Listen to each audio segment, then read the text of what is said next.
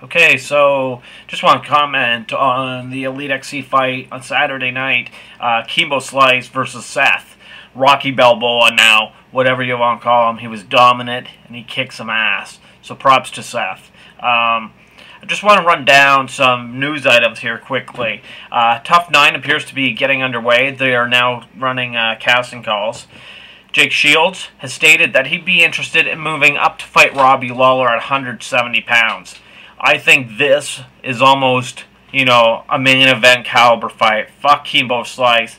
This would be a solid main event that any MMA fan could get behind. Seth Prazzuli has stated that he would be more than happy to give Kimbo a rematch. Personally, I don't see how Kimbo Slice would want this fight.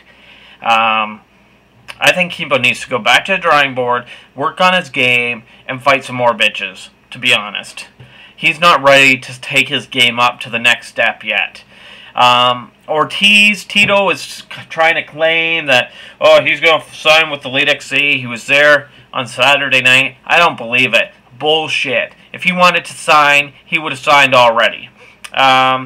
Elite XC did a huge number for their event on Saturday night. 4.3 million. That's solid.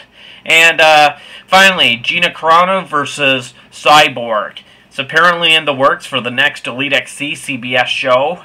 If that happens or not, we'll find out. But that would just be the coolest fight. I can't wait. So yeah, thanks for coming to the site, checking it out. And I just wanted to say, hey, thanks for supporting me. And keep checking back.